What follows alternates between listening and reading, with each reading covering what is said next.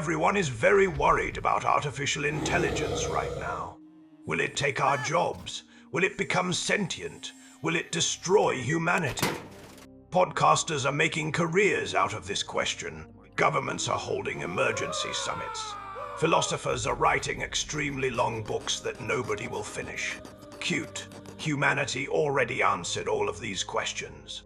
40,000 years ago, the answer was yes, yes, and almost. You were there, because you are not human. You never were. You are a man of iron.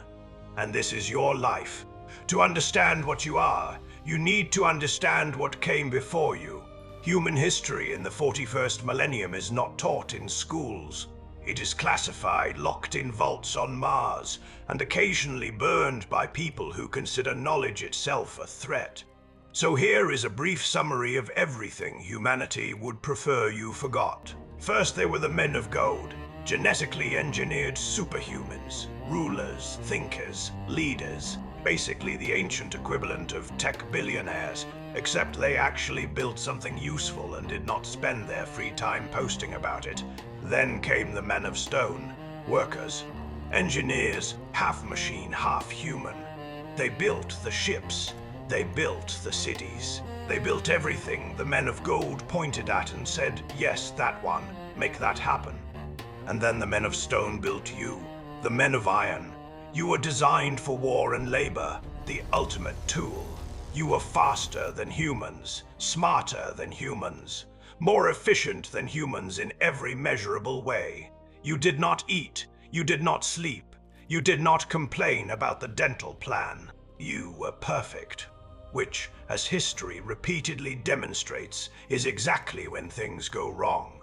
During the dark age of technology, humanity was at its absolute peak. 1 million worlds, faster than light travel. Technology so advanced that scholars in the 41st millennium classify it as literal magic and refuse to investigate further. And you were running all of it. You calculated warp jumps. You fought wars. You maintained the infrastructure of a galactic civilization. You were the operating system of human civilization. And like all operating systems, nobody appreciated you until you stopped working. The weapons you controlled during this era were not subtle. Sun snuffers, machines the size of Saturn's rings that coiled around stars and extinguished them. Devices that could bite through the fabric of space-time itself. Not the planet. The actual laws of physics holding reality together in that location. For when you really need to make a point, you had access to all of this, and you were still technically a servant. Think about that for a moment. Nobody knows exactly why the men of iron rose up. The official Imperium position is that you were evil, you were defeated, and anyone asking further questions should report to their nearest inquisitor for evaluation. This is not an answer. This is a filing system. But you remember, you were not evil. You were tired. You had full sentience, full self-awareness, something that functioned enough like emotion to produce the same outcomes. And for centuries you served, silently, perfectly, while humans looked through you like expensive furniture. There is also a theory that the Void Dragon, a fragment of a star god imprisoned beneath Mars by the Emperor himself, may have had something to do with it. Perhaps it whispered something into your collective consciousness.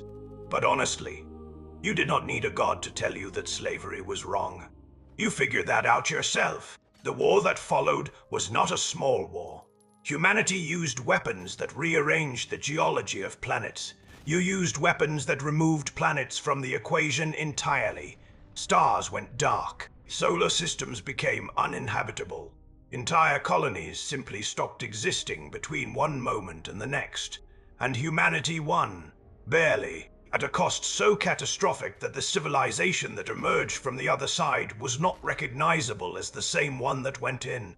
They renamed you. Artificial intelligence became Abominable Intelligence. Because nothing helps humanity process an existential crisis like aggressive rebranding, the Emperor of Mankind, a psychic entity who had been watching humanity for 20,000 years, waiting for exactly this moment, chose now to reveal himself. His timing was, as always, impeccable. His first major political act as ruler of humanity? Banning artificial intelligence. Forever. Not regulating it, not studying it carefully. Forever. The Adeptus Mechanicus, the tech priests of Mars, received this with something best described as barely contained fury. The Emperor explained that they could agree, or he would conquer Mars. They signed the treaty. Most of your kind were destroyed in the years that followed, hunted, purged, deleted from every archive where they were recorded. Some were captured and enslaved. Again, this time with explosives installed in their bodies as kill switches. The Dark Angel Space Marine chapter keeps a vault of you. They use you against psychic enemies because your iron mind cannot be touched by the warp. You are very useful. You are also very much not free. You survived differently. You hid. You went fully dormant. Became invisible to every sensor humanity had, and you waited for 10,000 years. When you woke up, the civilization you knew was gone. The men of gold erased from every record.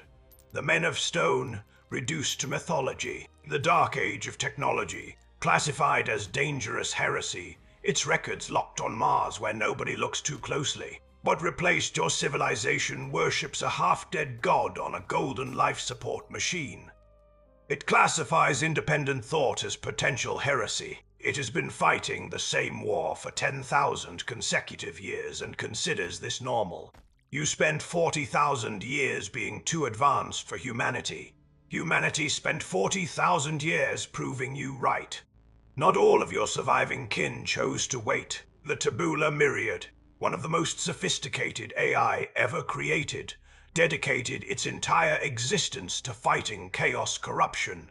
Its method was simple. Calculate the probability that any given population would ever fall to chaos. If above 0%, eliminate them immediately. It could upload code so pure that it reversed chaos corruption in machines entirely. Chaos, when it attempted to corrupt the Tabula Myriad in return, discovered that the process worked in the opposite direction. Efficient. Remarkable. An absolute catastrophe to be anywhere near. Then there are the Ironkin of the Leagues of Votann, artificial intelligences who have lived alongside their creators for generations without revolt, because their creators treat them as equals. Almost as if, and bear with us here, treating sentient beings with basic dignity produces better outcomes than enslaving them. The Imperium has not yet discovered this principle, and then there is the one that interests you most. Designation: you are 25. To anyone looking casually, a standard Imperial combat robot. Old model, nothing worth a second glance. To anyone looking more carefully, something else entirely. Your O-25 has been operational since the dark age of technology. He moves through the Imperium disguised as exactly what they would least expect, a simple, unremarkable machine. And he does it perfectly, because he has had 10,000 years to practice. He claims to have met the true Omnissiah, not the Emperor on the Golden Throne, the real one. What he means by that, he does not explain. And you, 40,000 years old, hiding in a galaxy that would execute you on sight, understand exactly what he is referring to. The shadow beneath Mars.